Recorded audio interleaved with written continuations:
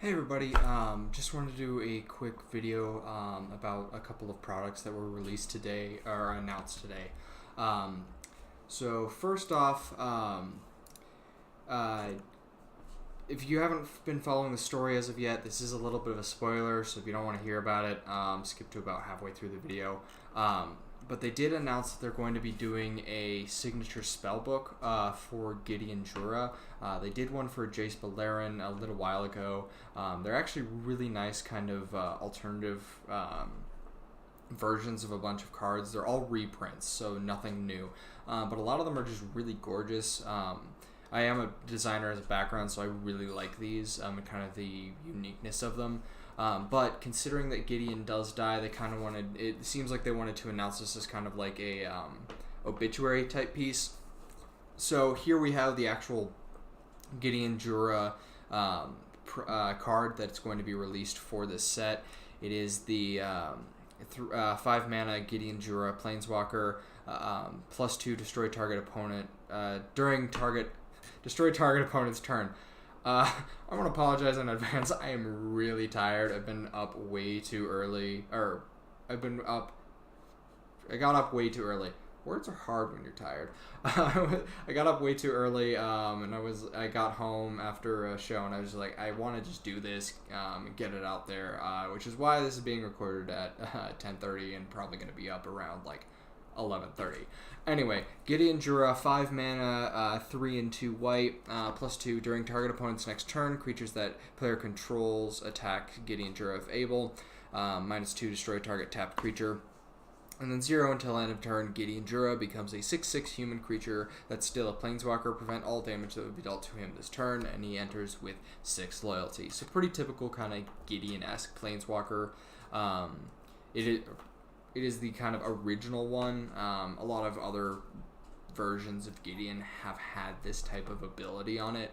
But it's definitely kind of nice to see this. I kind of like what they're doing with this. I wasn't the biggest fan of Gideon as a character, but he does, die in this new set, War of the Spark coming up. They just kind of showed that off. So it is kind of nice to give him this somewhat decent send away.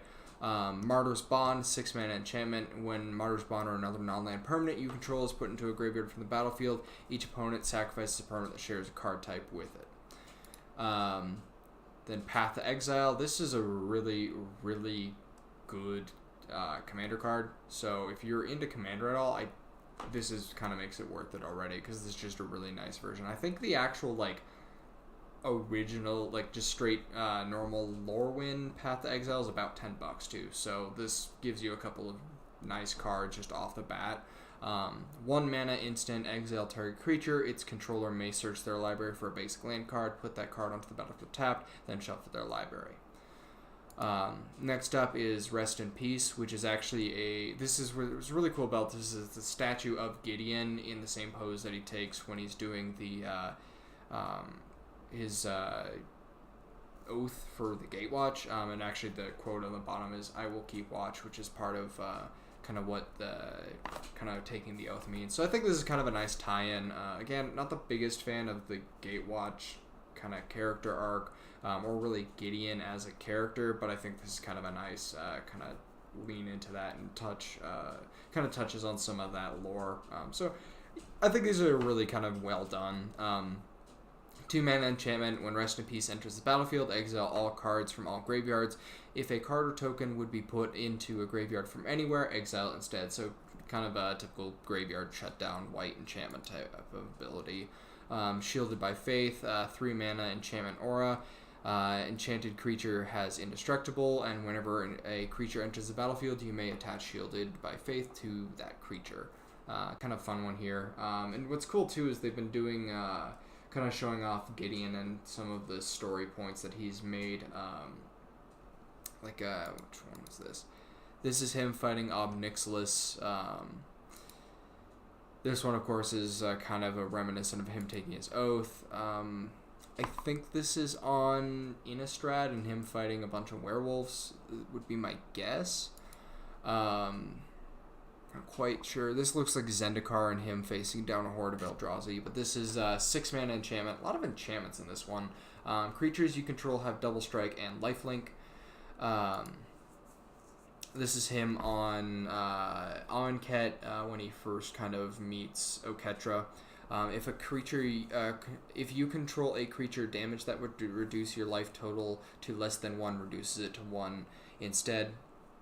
Even after all that befell Amonkhet, Gideon never believed that his trust in Oketra was misplaced. Oh, kind of nice, because he actually bonded with Oketra pretty heavily in that set, because he thought that she was kind of the pinnacle of what a god should be. So yeah, it was a, I can respect Gideon as a character, but I don't resonate really well with him. I'm definitely more of a black-blue Dimir player, so I might just be a little bit of a sadist. Black Blade Reforged. This is gonna be hard. This is gonna be a hard episode. 2 mana, a legendary artifact equipment. Equipped creature gets +1/+1 for each land you control. Equipped to a legendary creature for 3, or otherwise equip 7. A weapon of evil redeemed in Gideon's hand. So he actually got this from Dominaria and was going to, or tried to use it against Bolas. It didn't work out. Bolas kind of was just like, I don't care. So it was a little anticlimactic for my taste. Yeah, so this is coming out. I actually don't know if I saw the release date. Just some gorgeous art too, by the way. I absolutely love the art on this. Let's see.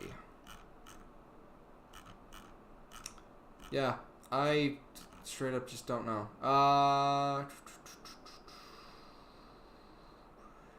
Will go on sale soon. Cool. That doesn't help. All right. Yeah, I'm sure I'll figure that out at some point. If people want to know, you can definitely Google it. I'll probably mention it when we do the War of the Spark. When Kyle and I do the War of the Spark set review this coming Wednesday.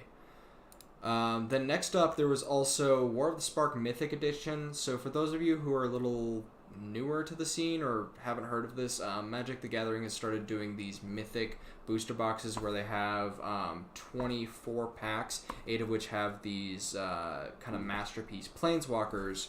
So they're designed technically for draft, although I don't think you'd be giving these away to your friends because a lot of these are going to be pretty pricey. So they did it one for Guilds of Ravnica and then one for Ravnica Allegiance. The full art planeswalkers that they have are absolutely gorgeous, but there is a bit of a controversy over these, primarily because they are $250 MSRP for the booster box, and the only way to get these is through that, so there's kind of some weird incentivizing that goes on, and you can only buy these off of the or the booster boxes off of the Hasbro store, eBay store. Otherwise, you have to purchase these from aftermarket retailers. So someone traded in one of these to a local game store or something along those lines. So there's a bit of controversy here, but I figured it's still worth going over and just mentioning that this is a thing. It's definitely not something that's necessarily geared towards super casual players, although I know a lot of casual players that really like their promos and alternative arts would probably gravitate towards these. I know I do, which is somewhat unfortunate given the price tag. But the two biggest names here are Jace the Mind Sculptor, which is one of the most famous planeswalkers of all time. I'm not going to read all these, but definitely take a look at them. They're absolutely gorgeous. Ugin the Spirit Dragon, one of my personal favorite planeswalkers. Glad to see he returned in War of the Spark. Really interesting character too. But these are two of the most powerful planeswalkers in the Magic existence, and also fairly expensive. We also have a Gideon Blackblade, which is the new Gideon from War of the Spark. They just basically gave it an alternative artwork to it and a full bleed artwork as well, which is really cool. Tezzeret the Seeker. So all of these are going to be reprints for the most part, or technically reprints, because these will come out after War of the Spark, so they will be reprints, even the Gideon Blackblade. But Tezzeret the Seeker is a somewhat older reprint. This is actually people's least favorite art so far, and I would agree. Kind of, I don't know, he just doesn't look super I don't know. He looks like a Spaniard being like, "Ah, you found the land, yeah, land home, matey." I don't know. I'm like I said, I'm tired. I don't know. My brain isn't working anymore. Garruk, Apex Predator. I have a couple of friends that would definitely like this. A couple of people in my playgroup love Garruk, Planeswalkers. Nicobolas, Dragon God, one of my favorite characters. Sad to see him disappear forever. Hopefully, probably not. He's going to come back at some point. He's not dead yet. Another War of the Spark story. Spoiler, sorry guys. Yeah, he doesn't die. I'm actually a little disappointed in the story ending of War of the Spark, but I will talk about that later when I'm not tired and can actually speak coherently. But yeah, Nicobolas, Dragon God. He is one of the new Planeswalkers from War of the Spark as well. Absolutely crazy. I'm pretty excited to see what I can do with that guy. Nahiri the Harbinger. I have 2 of these actually already, but this is an absolutely gorgeous kind of alternative art version of it. I love the just sheer like red monochromatic background. Sarkhan Unbroken, him with the dragon. I mean, what else do we expect from the Dragon Man?